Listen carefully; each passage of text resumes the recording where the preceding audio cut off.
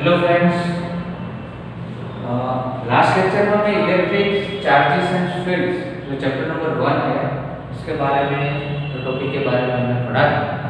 ठीक है, charges of induction के बारे में लास्ट लेक्चर में हमने थ्योरी के बारे में हमने लर्न किया था। इस लेक्चर में हम पढ़ेंगे basic property of electric charge. तो basic property of electric charges क्या होती है? तो टोटल बेसिक प्रॉपर्टी अगर माना जाए तो तीन प्रॉपर्टीज ऐसी है जो इलेक्ट्रिक चार्ज के लिए वो बेसिक प्रॉपर्टी। ठीक है, तो start with the first property, additivity of charge. What is additivity of charges? Let's take a one isolated system having two charges q1 and q2। कोई एक आइसोलेटेड सिस्टम भी, ये जो सिस्टम है वो है आइसोलेटेड सिस्टम। तो क्वेश्चन ये होता है कि क्यों आइसोलेटेड सिस्टम? अगर ये आइसोलेटेड सिस्टम हम नहीं लेते हैं तो क्या होगा कि बाहर जो एक्सटर्नल एजेंसीज है इस चार्ज पे मतलब इफेक्ट कर सकती है। तो एक्सटर्नल एजेंसीज पे इफेक्ट नहीं कर सके, इसलिए वो सिस्टम पूरी आइसोलेटेड होनी चाहिए।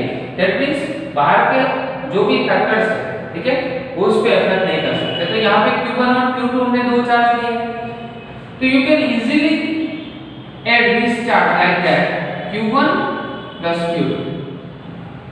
बट देखो क्वेश्चन ये हो सकता है कि मान लो कि कभी ऐसा होगा कि q1 है वो पॉजिटिव हो सकता है, q2 नेगेटिव हो सकता है, तो क्या करोगे? तो इसमें भी एडिशन ही होगा, बट उस एडिशन को हम बोलते हैं अलजेब्रिक सम। तो अलजेब्रिक सम में क्या होगा?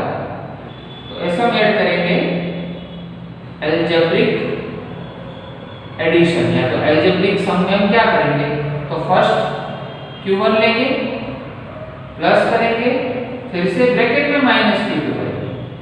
तो अल्टीमेट तो आपने क्या किया? एडिशन ही किया, बट यहाँ पे क्या प्लस चार्ज है, यहाँ पे माइनस चार्ज है। तो चार्ज के तो दो टाइप्स है, पॉजिटिव चार्ज और नेगेटिव चार्ज। तो कोई भी चार्जेस हो सकते हैं, पॉजिटिव भी हो सकते हैं, नेगेटिव भी होते हैं। अलजेब्रिक सम करो तो एडिटिविटी की प्रॉपर्टीज आ गई कि नहीं? तो अपने तो यहाँ पे दो ही चार्जेस लिए थे, तो ऐसे तो नंबर ऑफ चार्जेस आप ले सकते हैं। ठीक है, तो अगर नंबर ऑफ चार्ज अगर ले रहे हो तो क्या होगा? तो मान लो कि कोई वैसा ही कोई अल्फा सिस्टम हम ले रहे हैं, ये अल्फा सिस्टम में उसमें नंबर ऑफ चार्जेस है, q1 है, q2 है, q3, q4, q5। ठीक है, बट उसमें कुछ चार्जेस जो है वो नेगेटिव कंसीडर करते हैं। मान लो कि q2 है वो नेगेटिव है, q4 है वो नेगेटिव चार्जेस है। तो ये पूरी सिस्टम का अगर आपको एडिशन करना है तो कैसे करोगे? तो देखिए अलजेब्रिक सम q1 वो तो प्लस है, तो प्लस लिखेंगे, यहाँ पे भी प्लस लिखेंगे, बट ये कौन सा नेगेटिव चार्ज है तो माइनस q2 लिखेंगे, प्लस प्लस q3 लिखेंगे, और ये कौन सा है? माइनस q4 है, प्लस ब्रैकेट में q5। तो you can easily add this all charges with all system alpha system. ठीक है, बट देखो इसमें आपको ध्यान रखना है, कोई नेगेटिव चार्ज है तो नेगेटिव चार्ज में इसे ब्रैकेट में रख के लिख के यहाँ पे आपको क्या करना है? पूरा सबका सम करना है। तो उसको हम बोलेंगे अलजेब्रिक सम, अलजेब्रिक सम। दूसरी बात हमें ये ध्यान रखनी है इस प्रॉपर्टी में कि मान लो कि ये जो चार्ज है, तो जैसे अपना मास था वो कौन सी क्वांटिटी थी? तो mass is a scalar quantity, तो charge is also scalar quantity. तो electric charge is also scalar quantity। But आपको जस्ट ध्यान ये रखना है कि जो मास था वो ऑलवेज पॉजिटिव होता है, बट यहाँ पे जो चार्ज है वो पॉजिटिव भी हो सकता है, नेगेटिव भी हो सकता है, दोनों में यही डिफरेंस है। ठीक है, तो फर्स्ट प्रॉपर्टी में आपको ये दो एग्जांपल, ठीक है, वो याद रखने हैं। यहाँ पे आप कोई वैल्यू भी कंसीडर कर सकते हो। लेट्स से फर्स्ट जो है 1 कूलम है, ये -2 कूलम चार्जेस है, ये +3 कूलम है, ये -4 कूलम है, और +5 कूलम। तो ये पूरी सिस्टम का आपको अलजेब्रिक सम करना हो तो कैसे करेंगे? तो +1 कूलम किया आपने, प्लस ब्रैकेट में कौन सा किया? -2 कूलम किया, प्लस ब्रैकेट में क्या किया आपने? +3 कूलम किया, प्लस ब्रैकेट में क्या किया? -4 कूलम किया, और प्लस ब्रैकेट में क्या किया? +5 कूलम किया। तो पहले तो पॉजिटिव जितने भी है वो सबका एक साथ में एडिशन कर दो, तो 1 प्लस 3 कितना हो जाएगा, 1 प्लस 3 4 हो जाएगा, 4 प्लस 5 तो प्लस 9 कूलम हो गया, ठीक है। और ये दोनों जो है -2 और -4 तो ये -6 कूलम हो गया, तो ओवरऑल कितना है अपने पास +3 कूलम चार्ज। समझ में आया? तो इस तरह से मतलब आप basic property through first property additivity of charge है उसको आप पढ़ सकते हो इस तरह से, ठीक है। चलो तो move on to the next property, the second one, charge is conserved.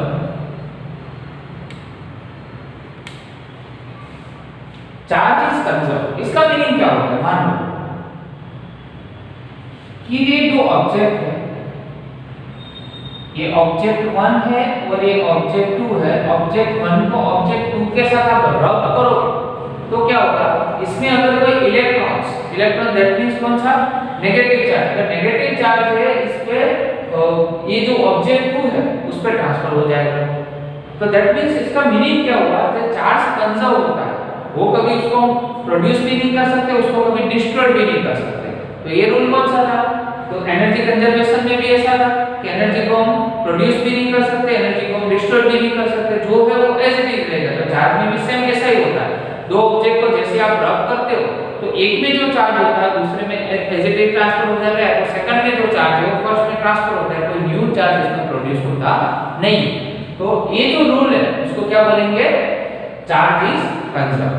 तो इसमें इस रूल को हम ऐसे लिख सकते हैं कि इन आइसोलेटेड सिस्टम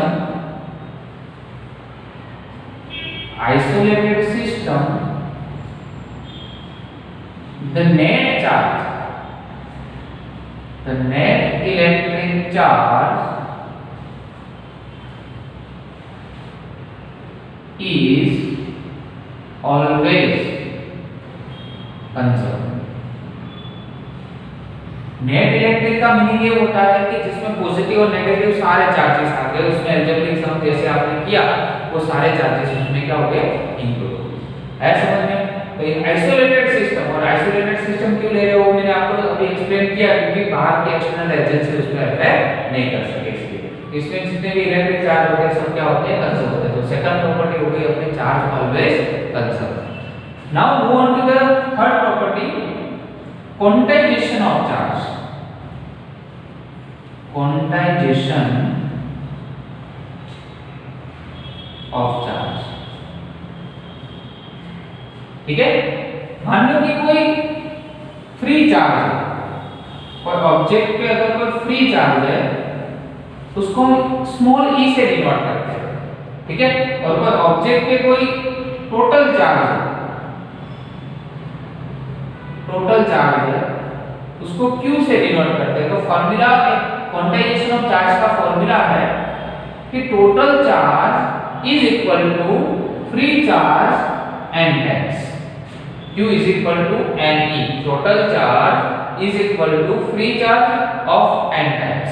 मतलब नंबर ऑफ n टाइम्स अगर फ्री चार्ज करोगे तो आपको पूरी सिस्टम का टोटल चार्ज मिलेगा, ठीक है। तो क्वांटाइजेशन ऑफ चार्ज का फार्मूला अपने पास क्या होगा, Q is equal to NE, ठीक है। चलो तो इसमें जो E है उसकी वैल्यू तो हमारे पास फिक्स है, E is equal to कितना है, तो 1.6 into 10⁻⁹ कूलम। वो इलेक्ट्रॉन का चार्ज होगा तो माइनस लिखेंगे, और प्रोटॉन का चार्ज होगा तो क्या लिखेंगे, उसमें प्लस लिखेंगे। मान लो कि इसकी वैल्यू कंसीडर करते हैं, प्रोटॉन का चार्ज है 1.6 into 10⁻⁹ कूलम। पर क्वेश्चन ये आता है कि अगर 1 कूलम चार्ज है, तो उसमें नंबर ऑफ इलेक्ट्रॉन्स कितने होंगे, ठीक है। तो 1 कूलम चार्ज के लिए नंबर ऑफ इलेक्ट्रॉन्स कितने, तो 1 कूलम जो है टोटल आपको यहाँ पे रखना है मेरे, तो ये हो गया 1 कूलम, n को हमें फाइंड करना है, और E की वैल्यू हमारे पास है 1.6 into 10⁻⁹। तो इसको डिनोमिनेटर पार्ट में ले लो, तो n is equal to 1 divide by क्या होगा, 1.6 into 10⁻⁹। तो अप्रोक्स वैल्यू 6 into 10⁻18 कितने इलेक्ट्रॉन्स होंगे, टोटल कितने इलेक्ट्रॉन्स होंगे, 6 into 10⁻18। एमसीक्यू में क्वेश्चन आता है। अगर मान लो कि यहाँ पे वैल्यू चेंज कर दो, यहाँ पे 2 कूलम कर दो, तो 2 डिवाइड बाय ये वैल्यू आएगी, 3 कूलम है तो 3 डिवाइड बाय वैल्यू आएगी। तो इस तरह से नंबर ऑफ इलेक्ट्रॉन्स है उसकी जो नंबर है वो चेंज हो सकता है, ठीक है। तो क्वांटाइजेशन ऑफ चार्ज है उसका जो सबसे फर्स्ट जो इन्वेंशन है वो माइकल फैराडे ने किया था। उसके बाद 1912 में उसका जो प्रैक्टिकल इंप्लीमेंटेशन है वो किया था मिलीगेन करके साइंटिस्ट, उसने किया। याद रखिए सबसे फर्स्ट थ्योरेटिकल जो एनालिसिस है वो सब किसने किया था, माइकल फैराडे ने किया था। और उसके बाद प्रैक्टिकल जो इंप्लीमेंटेशन है वो किसने किया था, मिलीगेन करके साइंटिस्ट है उसने किया था। और दूसरी बात जो हम पढ़ चुके वो सब थोड़ा तो हमें याद ही है, जैसे क्या कि चार्ज कोई होता है, इलेक्ट्रिक चार्ज है उसका ऐसा यूनिट कौन सा है, इलेक्ट्रिक चार्ज अगर होता है तो उसका ऐसा यूनिट कौन सा है, तो इलेक्ट्रिक चार्ज का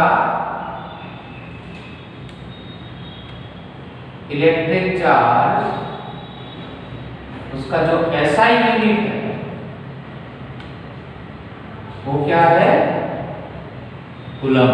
क्या है, कूलम। और उसको किससे डिनोट किया जाता है, कैपिटल सी से। अगर उसके छोटे यूनिट को कंसीडर किया जाए तो उसके भी दो टाइप्स है, मिली कूलम भी हो सकता है, माइक्रो कूलम भी हो सकता है। भाई एक मिली कूलम है तो कितना होगा, 10⁻³ कूलम होगा, और माइक्रो कूलम है तो कितना होगा, 10⁻⁶ कूलम होगा। आया समझ में। एक और एग्जांपल मैं आपको देता हूं, मान लो प्रोटॉन और इलेक्ट्रॉन्स की हम बात करते हैं, प्रोटॉन्स और इलेक्ट्रॉन्स के लिए, ठीक है। तो क्वांटाइजेशन का फॉर्मूला आपके पास Q = N है। अभी मान लो प्रोटॉन है तो उसके लिए क्या लिखेंगे, N1 लिखते हैं, और इलेक्ट्रॉन्स के लिए यहाँ पे N2 लिखते हैं, ठीक है। अभी प्रोटॉन के लिए आपको याद है, प्रोटॉन में क्या होता है, प्लस ही होता है कि नहीं, और इलेक्ट्रॉन में क्या होता है, माइनस ही होता है। अगर टोटल पूरे सिस्टम का अगर चार्ज आपको निकालना है तो दोनों का क्या करना पड़ेगा, एडिशन करना पड़ेगा। चलो एडिशन करो तो क्या होगा, N1 होगा, यहाँ पे क्या होगा, -N2 होगा। दोनों में से क्या कॉमन निकालो, E कॉमन निकल जाएगा, तो N1 - N2 तो टोटल अगर कोई चार्ज निकालना है तो क्वांटाइजेशन का फॉर्मूला वैसे ही बनेगा, Q = N ही है, बट इसमें हमने दो लिया ना, प्रोटॉन और इलेक्ट्रॉन, इसलिए N1 - N2 का फॉर्मूला, ठीक है। तो ये पूरा हो गया बेसिक प्रॉपर्टीज ऑफ चार्जेस। तो टोटल 3 प्रॉपर्टीज आपको याद रखनी है, फिर से एक बार रिपीट कर देता हूँ। एक तो एडिटिविटी की प्रॉपर्टी याद रखनी है, दूसरा है charge is conserve, and the third one is quantization of charge. उसमें कैलकुलेशन पूरा याद रखना है। ये जो पूरा टॉपिक है वो जो मैंने आपको पढ़ाया, फिर आपको जो टेक्स्ट बुक है, टेक्स्ट बुक में से जैसे आप थ्योरी लिखते हो उसे टेक्स्ट बुक में से पूरा कंप्लीट करना है और होमवर्क सबमिट करना है। Okay, thank you very much.